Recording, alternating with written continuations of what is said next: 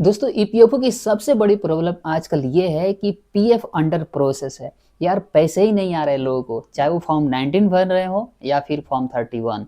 मतलब एडवांस निकाल रहे हो या पूरा का पूरा पीएफ का पैसा विड्रॉल के लिए लोग फॉर्म भर रहे हैं। सब में लगभग 90% केस में क्या इशू आ रहा है?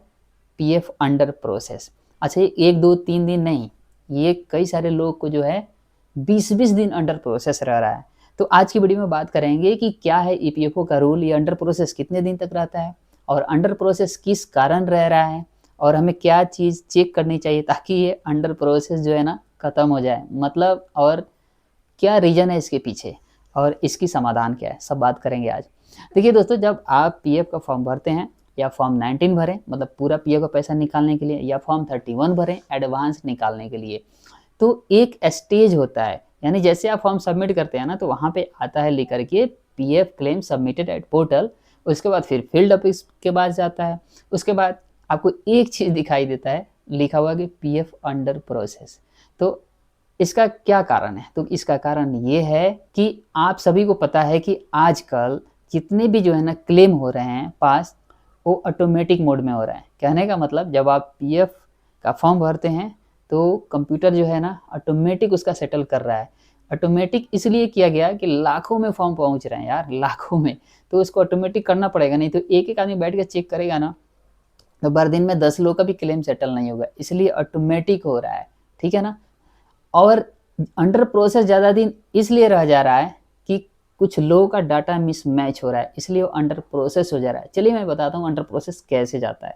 देखिए, जैसे आपने एक क्लेम रेज किया, मान लीजिए फॉर्म 19 भरा पूरा पीएफ का पैसा निकालने के लिए, और कंप्यूटर आपकी चेक करता है आधार से और पीएफ से आपके नाम में कोई मिसमैच तो नहीं है, या फिर आपका जो है जन्म तिथि में कोई मिसमैच तो नहीं है। फिर आपका जो है ना आईएफएससी कोड चेक करता है बैंक से, ठीक है ना, कि वहाँ पे कोई दिक्कत तो नहीं है, यानी बैंक में प्रॉपर केवाईसी हुई या नहीं है। तो ये सारी चीज़ें जब कंप्यूटर चेक कर लेता है ना, उसके बाद जो है आपका क्लेम ऑटोमेटिक 3 दिन में पास कर देता है, और आपका पैसा फिर अगले 3 दिन में आ जाते हैं। तो मैं इसलिए आप सभी लोगों को बताता हूँ कि क्लेम फॉर्म भरने से पहले आप अपना देख लें कि आपके जो है नाम में कोई मिसमैच तो नहीं है, या कोई बैंक में प्रॉब्लम तो नहीं है, या फिर जन्म तिथि में कोई प्रॉब्लम तो नहीं है, ठीक है ना। अगर ये सारा चीज़ ठीक रहता है तो फिर आपका जो है ना 2% भी चांस नहीं है पीएफ अंडर प्रोसेस हो जाए, ठीक है ना। पास लगभग हो ही जाएगा। तो जैसे मैंने बताया कि आपकी कोई भी मिसमैच आएगा तो कंप्यूटर जो है उसको अंडर प्रोसेस डाल देगा। कहने का मतलब उसको जो है ना, अब जो एक आदमी बैठ के ईपीएफओ के कोई अधिकारी चेक करेगा तब जा कर के पास होगा, तो वो अंडर प्रोसेस यानी चला जाता है एक लॉन्ग वेटिंग पीरियड में। समझ गए ना, कि अब उसको कोई आदमी चेक करेगा, फिर देखेगा, ठीक है ना, सब कुछ सही है तो पास करेगा, नहीं तो रिजेक्ट कर देगा, ठीक है। लेकिन ऐसा भी नहीं है कि सारे लोगों का जो है ना कुछ दिक्कत है, मतलब नाम में प्रॉब्लम, मिसमैच, या फिर डेट ऑफ बर्थ में प्रॉब्लम, या फिर बैंक में कोई इशू। कई सारे लोग हैं जिनका सब कुछ ठीक है, उनका भी जो है ना पीएफ अंडर प्रोसेस आ रहा है, ठीक है ना।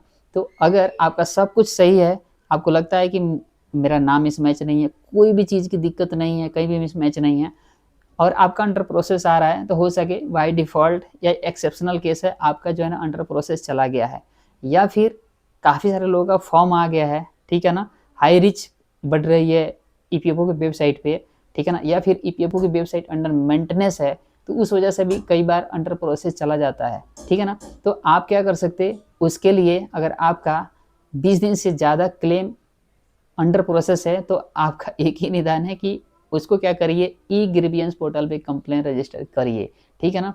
कई सारे लोग जो है ई ग्रीवियंस पोर्टल पे कंप्लेन रजिस्टर करके भूल ही जाते हैं। यार भूलना नहीं है आपको, आपको जो है ना रिमाइंडर डालना है। रिमाइंडर समझ रहे हैं ना, कि हमने कंप्लेन डाल दिया है, एक एक रिमाइंडर भेजते जाइए। उस पर ऑप्शन भी होता है रिमाइंडर डालने का, ध्यान रखिए। जो कंप्लेन रजिस्टर किए हैं उसी पे रिमाइंडर डालिए, हर बार नया एक जो है ना सब्जेक्ट क्रिएट नहीं करना। यानी ऐसा होगा भी नहीं कि एक बार आपने कंप्लेन रजिस्टर कर दिया तो दोबारा भी हो जाए सेम आईडी के लिए, ऐसा होता भी नहीं है। तो आपको क्या करना है कि बस सोना नहीं है, आपको रिमाइंडर डालते रहना है, ठीक है ना। उसके बाद जो है ना, अगर आप रिमाइंडर डालते रहते हैं तो आपका अगले नेक्स्ट 7 दिन में आपका जो है ना समस्या का निश्चित तौर पे निदान हो जाएगा। या तो पीएफ का पैसा आपके अकाउंट में पहुंचेगा, या फिर आपका फॉर्म रिजेक्ट हो जाएगा। अगर रिजेक्ट हो जाता है तो उसके कारण ढूंढिए, कारण आपके पीएफ पासबुक में दिखाई देगा, और फिर उसका सॉल्यूशन ढूंढिए, ठीक है ना, क्या कारण बता रहा है, किस कारण से रिजेक्ट हुआ है, फिर उसको सही करिए और फिर दोबारा आप अप्लाई कर सकते हैं, ठीक है। तो दोस्तों ये था प्रोसीजर कि पीएफ अंडर प्रोसेस क्यों चला जाता है, फिर इसका सॉल्यूशन कैसे करें। उम्मीद करते हैं कि वीडियो आप लोगों के लिए हेल्पफुल रहेगा। मिलते हैं अगले वीडियो में, तब तक के लिए नमस्कार, बाय बाय। चैनल पे नए हैं तो जरूर सब्सक्राइब कर लीजिए, क्योंकि पीएफ से रिलेटेड सारे वीडियो मैं इस चैनल पे लाते रहता हूँ। बाय।